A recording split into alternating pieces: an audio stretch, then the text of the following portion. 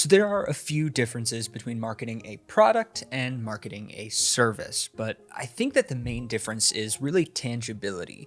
And what I mean by that is a product is something that your customers can touch, they can feel it, they can see it. You know what I mean? Like it's a tangible thing that they can own. Whereas when you sell a service, you don't necessarily have the same selling points of things like materials or aesthetics. Now, because of this, it's a little bit more of an uphill battle because your customer has to rely on your own photos and hope that they're real, reviews online, and if you're lucky, there'll be a referral from someone so they already have like an established line of trust with either a friend or a family member. But ultimately, it is a much different and much longer sales cycle than selling a product. Now that, however, does not mean that it's impossible. It's actually quite the opposite, and you just got to know how to do it. And luckily for you, that's what I'm here to talk about today. Hello, my name is Tristan with Life Marketing, the digital marketing agency that helps small businesses grow. And I'm super excited for this video because we've seen firsthand the difference that a good marketing strategy can make for a small business, but also because we know just how confusing it can be when you're just starting out. See, we've been doing this a long time. We've marketed every type of service-based business out there, and we ourselves are a service-based business. So we know what it takes to successfully market and drive profit for a service-based business because we do it every day, not only for ourselves, but for our clients as well. Now, if you click this video, I'm sure you already know what a service-based business is, but in case you don't, let's just quickly start by defining it. A service-based business is a business that provides skilled service, labor, or expertise instead of a physical product. And then you can break it down even further into two subcategories of service-based businesses: the ones that rely on equipment, like a car wash or a movie theater, and the ones that rely on people, like a law firm or a marketing agency. So before you jump right into making ads and figuring out what platforms you're going to want to be on, you got a little bit of homework to do first. Like I said, marketing a service is not quite the same as marketing a product. So if you want to use some forms of marketing that you've seen and maybe enjoyed in the past, you'll have to get a little creative with how you go about doing it. The first thing you need to do is to define your service clearly. And by clearly, I mean clear to your customer. Keep in mind, your customer base doesn't use the same everyday jargon that you do, so a good rule of thumb is to be able to explain your service the way you would to a middle schooler. Now, this may seem like a no-brainer, but you'd be surprised how many service-based businesses really can't define what their service is just beyond telling people what it is. Let me give you an example. Designing a website. So in a web designer's portfolio or company website, of course they'll mention somewhere that they build websites, but will they tell you what else they offer? Will they tell you what's included with the website? How many pages there are? Are revisions included or are they extra? Will it be responsive on mobile devices? Do they have any extra content about their experience and how that will help them help you? Do they specialize in anything? Really think about what picture are they painting about their expertise and what they can offer you outside of just a simple design. Now, this isn't necessarily a requirement, but it is definitely something you should heavily consider because, remember, you're fighting a little bit of an uphill battle here. So I'd highly recommend you outline what the whole service entails in your contract and on your website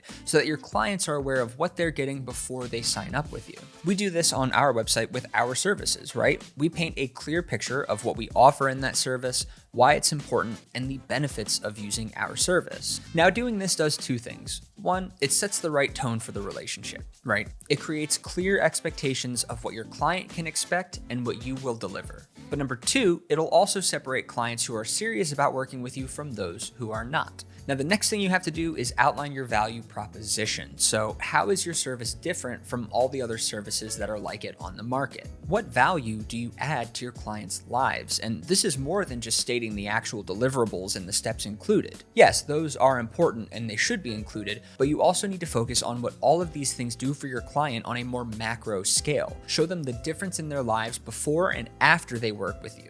And if you can, use examples from real clients. This shows potential clients that you actually can do what you say you're going to do, and it builds your authority as an expert in their eyes. For example, let's look at a law firm. Not outlining your value proposition would be saying something like, "We represent people in Bucks County when they get hurt at work." But with a well-defined value proposition, it would sound more like this. Our firm is committed to fair representation and ongoing education in areas like family and real estate law. We leverage cutting-edge technology for personal injury and medical malpractice cases. We are dedicated to evolving and meeting clients' needs both now and in the future? I mean, which one do you really feel like you can trust more? Now, something else to consider would be to niche down, or in other words, find something to specialize in. Now, this may seem counterintuitive, right? Like if you're a photographer that can do weddings, family shoots, live events, and products, wouldn't that mean that you're losing out on a ton of potential clients by picking just one? Well, let me ask you this.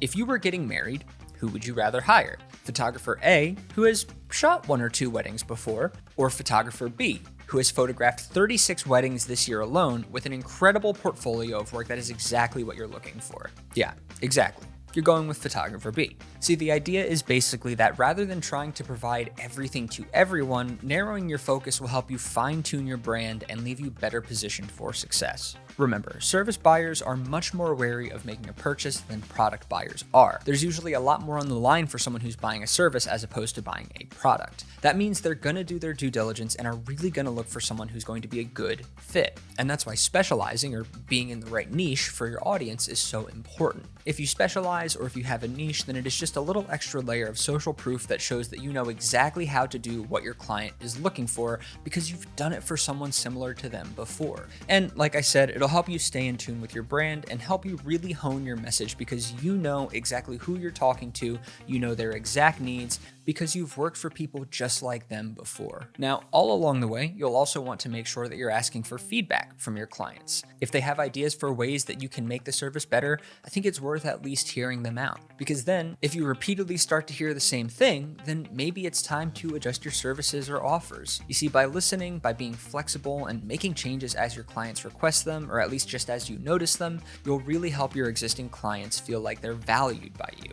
It shows them that you're willing to listen, you're willing to hear them, and that you're willing to make changes when you see it's important for everyone involved. And this makes it more likely that they'll stick by you even when the business goes through a rough time or has to deal with growing pains. Okay, so the last step before you really get started with this is going to be outlining how you can protect your business from competitors. Find your biggest competitors and do a SWOT analysis. Now, a SWOT analysis means looking at your competitors and defining their strengths, weaknesses, opportunities, and threats. And by opportunities, I mean opportunities for you. Is their social media presence a weakness for them? Well, then that's an opportunity for you to capitalize on that gap in their marketing plan by taking social media by storm.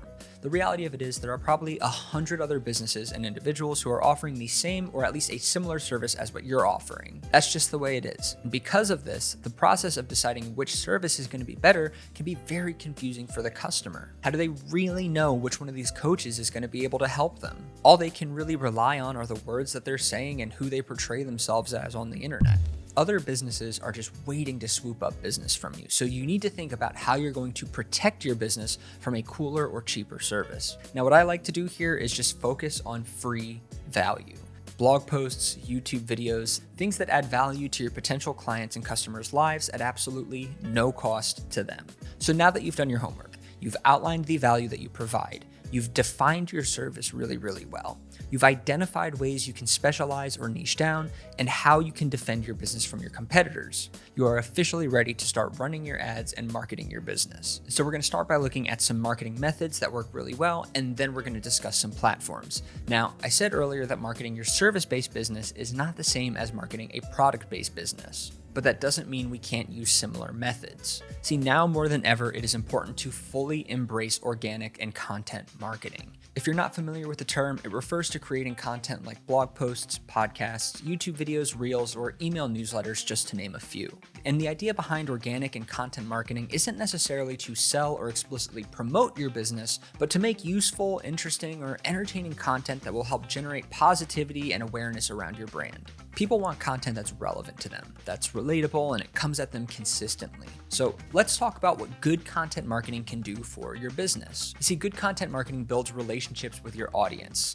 Good content marketing will also help you establish expertise in your industry or your niche. It'll drive traffic to your website and earn the trust of your customers by adding value to their lives. Now, I keep saying add value, but what do I really mean by that? Well, I look at it as the 3 E's. You need to entertain, engage, educate, or any combination of the 3. So what should you make? Well, like I said, you can make blog posts, YouTube videos, and social media posts, but you could also do interviews. You could make reels, you could make a newsletter and start a mailing list, you could start a podcast. And this isn't even the end of what you can do, but the point is, you have a lot of options. And I'll touch on a couple of these in just a second, but before I do that, I want to give you some free advice that I wish more people understood. You see, contrary to what some gurus may say, you don't have to create all this content and publish it everywhere. In fact, unless you have a dedicated specialist or a team to do so, I actually don't recommend it because your time and energy are limited. I always say it's best to start with just 1 or 2 platforms. Do them really, really well, and then add from there. And we'll get to picking a platform in just a second, but before we do that, I want to talk about a couple different types of organic content marketing strategies. SEO, or search engine optimization, is crucial for ensuring your service-based business succeeds. Most people begin their search for services on Google, Yahoo, or Bing, and they rarely ever go beyond the first page or even the initial first results. So securing a top position in search results, which you do through strategic use of high-volume keywords and adherence to search engine best practices, is a powerful way to build authority and attract ongoing organic traffic. And while it's a long-term strategy, the sustained effort pays off as your business gradually climbs through the search engine ranks. Because unlike other marketing channels, SEO generates continuous cost-free traffic day after day, week after week, and month after month. So incorporating SEO into your marketing strategy by identifying high traffic keywords, strategically placing them on your website, and optimizing your site can lead to increased exposure, ultimately resulting in heightened search engine rankings and a steady influx of free traffic and leads. All right, look, I know email marketing may not be as flashy and as modern as other marketing techniques, but the fact of the matter is that it is still one of the most powerful ways to grow and connect with your audience. Literally 99% of email users check their email every single day, some up to 20 times a day.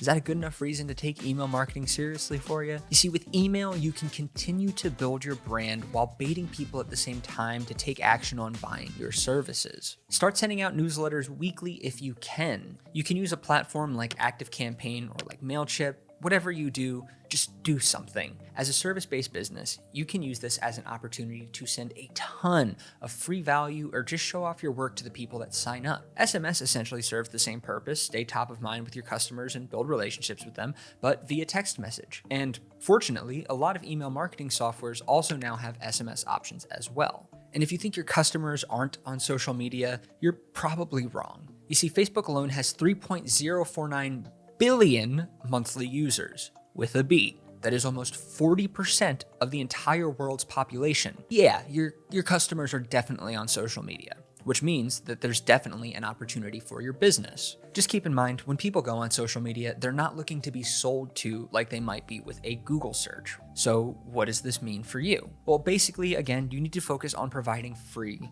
value. And this is done by making sure your content is entertaining, educational, and engaging. Creating content seems like a daunting task to some, but it can actually be distilled into 2 simple steps. Step 1, social listening. By that I mean, before you post, listen to your audience. Join their groups, read their comments, study who they're following and why. This will give you a better understanding of your audience, what they want to see, what they will interact with, their challenges, and their goals. And once you have all that in mind, you can move on to step 2, which is create valuable content. And above all else, keep this in mind. Don't commit to something that you're not sure you can do, and consider the amount of time it takes to create the content that you're going to be putting out. For example, right? Let's say it could take 15 minutes to write a really good social media post. On the other hand, it could take up to a couple of days or even a week sometimes to get done one of these videos, from coming up with a topic to researching, writing the script, sitting down to film it, and editing it. In the end, it is so much better to take the time you do have available to create one thoughtful and well-researched piece of content than it is to create 3 or 5 not so valuable posts in the same amount of time. Now, there are a lot of ways you could take advantage of paid advertising, but I'm going to cover 2 specifically that I think will be the most helpful for a service-based business: Google Ads and Facebook Ads. So Google Ads can be a huge part of your marketing strategy. Similar to SEO, it helps attract potential customers that are actively searching for your services. However, instead of waiting 6 to 12 months to start ranking, you can skyrocket right to the top of the search results. Now, again, this isn't free. You do have to pay every time somebody clicks your link. That's why it's also called pay-per-click or PPC. So you should be aware of the potential high costs that come with this. See, SEO is a long-term play, taking around a year or sometimes even more to see significant results. Google ads, on the other hand, offer immediate impact, generating quick traffic, leads, and sales. Next, let's talk about Facebook ads. When executed properly, they are an incredible source for brand awareness, traffic, and leads. It seems like a lot of businesses shy away from Facebook and tend to favor platforms like LinkedIn. However, keep in mind what I said earlier, that whole thing about nearly 40% of the world's population being on the platform. Facebook reaches a broad audience that includes everybody from C-suite executives to business owners to grandma and Uncle Bill. Moreover, Facebook ads, comparatively speaking, can be incredibly cost-effective, being 10 times cheaper than their counterparts on other social platforms like LinkedIn. It also has unparalleled ad targeting capabilities that allow you to dial in on factors like job title, industry, behaviors, lookalike audiences, and remarketing. Facebook ads enable you to deliver the right message to the right people in the right places. Now let's talk about referral programs. See, word of mouth is going to be your best friend when you run a service-based business. As a matter of fact, a lot of our most loyal clients signed on because one of our existing clients referred them to us. People trust their friends and their family, especially more than they trust someone that they've never met or a business they've never heard of. So referrals are great and they can take a few different forms. I've seen dentists give out free whitening to people that refer a new client. I've seen financial planners give out gift certificates to really nice restaurants when you book a consultation with them. And I've seen real estate agents that give out nice bottles of spirits and chocolates to new clients as well. So service businesses that offer recurring or monthly services may offer some sort of a discount or a recurring percentage off for all people that refer someone. And in the same way, agencies or consultants might give you monthly discounts when you refer someone as well. Whatever it is, just make sure that it resonates with your crowd. Like, don't give out craft beer to people that don't drink. Now, these examples were just clients referring other clients to you, but you don't need to limit yourself to just that. You can also seek referrals from nonprofit organizations or groups in your community who serve your ideal clients. You can work out some sort of deal where you donate a percentage of your profits from those clients to this organization to help further their work in your community. You can also get referrals from another local business who provides a similar service that's relevant to yours, but not in direct competition. For example, let's say there's a bookstore and a coffee shop right next to each other. They could work together and have a coffee and conversation book club meetup where once a week members get a discount on that week's book and a discount on their whole order at the coffee shop. You see what I mean? Everybody wins. If you can run multiple referral programs at once, that's even better for your business. But again, just like with social media, don't start with too much on your plate. It's wisest to start with and just polish one referral program that you already have going, focus on that, make sure it's really, really good, and then add more as you go. Okay, so now you have an idea of what you're gonna do. You understand it all, your value, your offerings, your niche. Now, where are you going to launch your campaigns? Like I said before, you don't want to just go nuts and get handles on every single social platform that exists and then post haphazardly and half-heartedly for a couple months until you forget about them altogether. No, I know, you would never, right? Never. But some people do, of course. So, I just call them out. It's part of the job. You know what I mean? So anyway, contrary to what a lot of gurus and business owners think, you don't need to be on every single platform all the time. What you should do is figure out what platform will best serve your business. Generally speaking, for a service-based business, I think Google/Google Ads and Facebook/Facebook ads are the best place to start. Also, something you probably took note of in your SWOT analysis, what channels are your competitors on? What are they doing? Do you see an opportunity that they're missing out on? For example, if no one in your industry is going all in on making reels about before and after, is there an opportunity there for you? The answer is probably yes. Like I said, pick a few platforms, whether that be LinkedIn and Facebook, or Facebook and Google, or Facebook and Instagram. You can always add more later, but master a couple first and then add more as you scale or can handle or delegate more. If you want to reserve your handles now, that's fine, but don't start posting until you actually have a strategy you can follow through with. And remember, a lot of the time when you're marketing on one channel, it'll help you boost your efforts on another channel. For example, if I publish a blog post with well-researched keywords, that's going to help my organic SEO placement. Now, if you're also creating video content on YouTube, then this can also show up in Google searches and ultimately help your brand awareness and drive traffic to your website. So a lot of these things work hand in hand, even if you're not doing them on the same platform. Now, like I told you earlier, each platform is different. And if Instagram is one of the platforms that you think you want to take on, you should know that each part of it actually has its own algorithm that you have to learn. Now, I know this sounds scary, but I promise it's actually pretty simple when you break it down. And luckily for you, I do exactly that in this video right here.